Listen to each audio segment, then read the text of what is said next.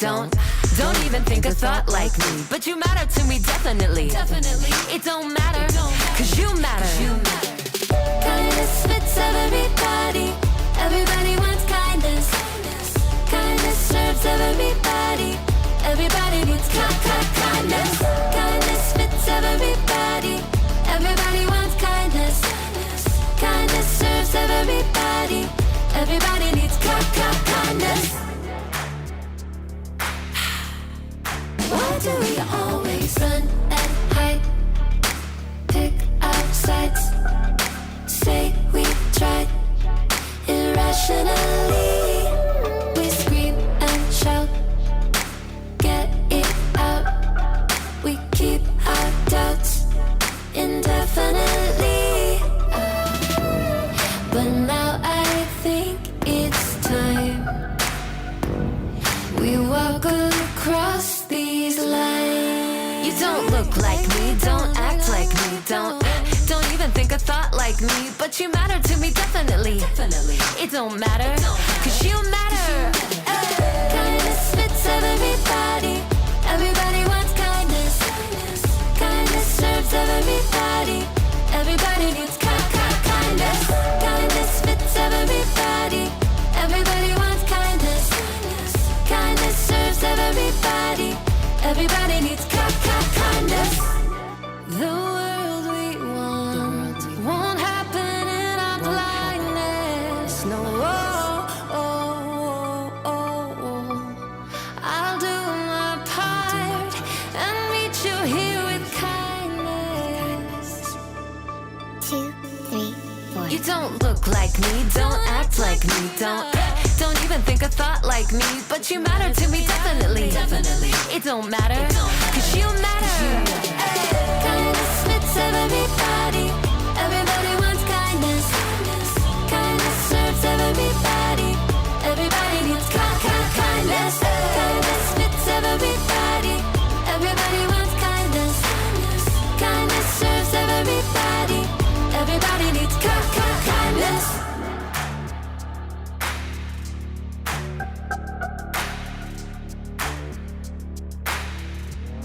Boom, boom, boom, boom.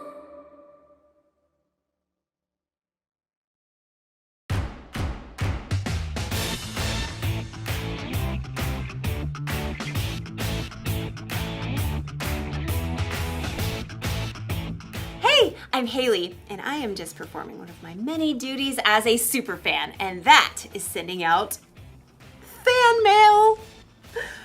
Special delivery! Ooh, see? Ta-da! Ooh, shiny. Yeah. It's important for my favorite people to know that they're my favorite people. That's part of kindness. Kindness is showing others they are valuable by how you treat them. Dear Kyle, I like your smile. You can shoot basketballs a 1/4 mile. Let someone else rebound every once in a while.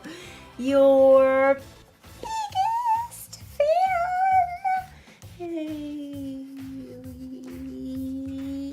But don't get me wrong. I'm not just a fan of famous athletes. I'm fans of all kinds of people. Dear Mom, you're the bomb. You're like the coolest.com. You make me want to shake a pom-pom. Your biggest fan. Hey.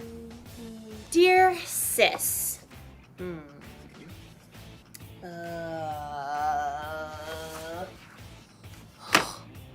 Okay. Well, I'll tell you this. The annoying way you chew is something I don't miss. And your taste in music makes me want to hiss. Your sis. Hey. Did you ever notice that it's harder to be kind to the people that you're closest to? Well, as you'll see in today's story, sometimes the people we're closest to are the people who need our kindness the most. I should probably rewrite this card to my sister. Yeah. See you in a bit. The Bible. It's 66 books of history, stories, letters, and poetry that fit together to form God's one big story. the epic adventure of how he created us and loves us so much that he made a way to rescue us. As we travel through the Bible, from Genesis to Revelation, we discover people who met God and found their lives changed forever. Now, for an amazing story. Inspired by the Book of Ruth. In the land of Moab, there lived a young woman named Ruth. She married a man from Judah and must have dreamed of a large family and many children. We'll name them Zeke and Hannah and... But Ruth's happily ever after ended before it began. Her husband died and his brother too, and that left Ruth alone with her sister-in-law Orpah and her mother-in-law Naomi, whose husband died too. I have nothing left. Naomi had come to live in Moab during a famine in Judah, but she had gotten word that there was plentiful food in her homeland again, so she planned to take a road trip. Ruth, Orpah, go back to your family homes. May the Lord show you kindness as you have shown me. So Orpah kissed her mother-in-law and left, but Ruth wouldn't budge. I'm going with you. Look, your sister-in-law is going back to her people. Don't urge me to leave you or to turn back from you. Where you go, I will go. Where you stay, I will stay. Your people will be my people, and your God, my God. Well, okay then. Finally, after a long and dusty journey, the two women arrived in Naomi's hometown of Bethlehem. Everywhere along the road, barley rippled in the breeze, golden and ready to harvest. Is that Naomi? She don't look so good. Don't call me Naomi. The Lord has made my life bitter. I went away full, and the Lord has brought me back empty. Don't listen to them. You just need dinner and a nap. Finding food was their top priority. Some of those barley fields belong to my husband's relative, Boaz. The grain is being harvested right now. Let me go to the fields and pick up the leftovers. Go, my daughter. The law instructed the landowners to leave behind some of the harvest for people who needed food, so Ruth followed behind the harvesters, gathering every bit of barley that fell to the ground. Barley. Let's see. You can barbecue it, boil it, broil it, sauté it. Ruth worked hard in the heat of the day. In the afternoon, Boaz came out to survey the harvest. The Lord be with you. The Lord bless you! Boaz spotted Ruth hard at work and asked his overseer, Who is that young woman? She came back from Moab with Naomi. She asked if she could pick up the extra grain and has barely rested all day. Boaz was moved by Ruth's care for Naomi. He waded through the barley to speak with her.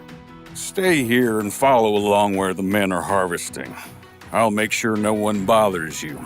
And when you're thirsty, you get a drink from the water jars. Why are you so kind to me, a foreigner? I've been told what you've done for your mother-in-law, how you left your homeland to come here. May the Lord reward you. Boaz offered Ruth bread and roasted grain to eat, and at the end of the day, she was able to bring a large amount of grain home to Naomi. So much food!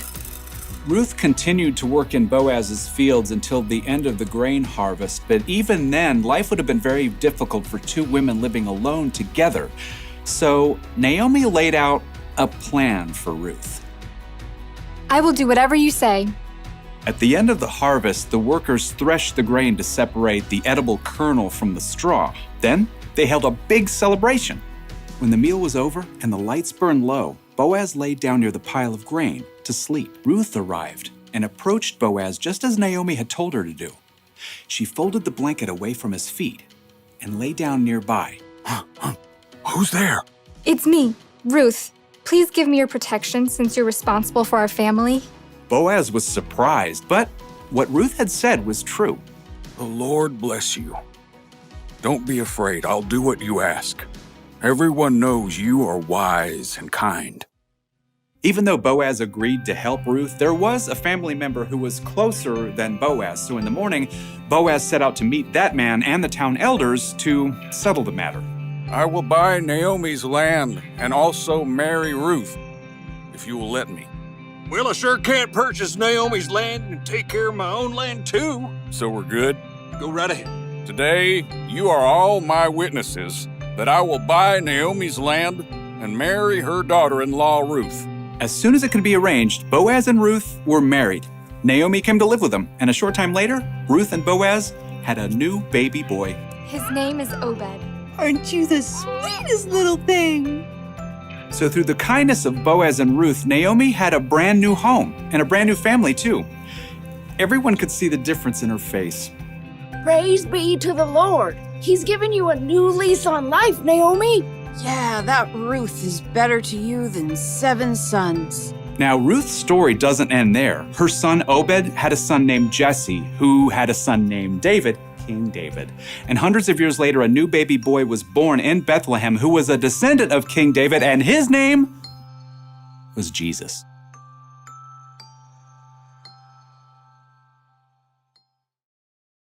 A lot of kindness was being shown in Ruth's story. Boaz was kind to Ruth, Ruth was kind to Naomi, and through them, God was kind to all of us. Did you know Ruth was the several greats later great grandmother of Jesus? Isn't that amazing? I am a huge fan of Ruth. Dear Ruth, here's the truth. I've been a big fan ever since my youth. Your biggest fan, Haley. Kindness matters, especially when it comes to the people we're closest to, like our family and friends. But the people we're closest to are the people who can also get on our nerves, right? So we're not always kind to them. Or sometimes we assume those people know how we feel about them, so we never tell them. But we shouldn't assume. We should tell people when we care about them. Or send them a letter. Special delivery to Ruth! And we should be kind to our friends and family, even when they get on our nerves, because God can use our kindness to do amazing things in their world. So here's the one thing to remember today. Be kind to your family and friends. Don't let your favorite people forget they're your favorite people. Dear sis, listen to this. If I didn't say I love you, it'd be amiss. Come on over sometime and we'll reminisce. Your sis, Haley. Yeah, there. Well, that's a much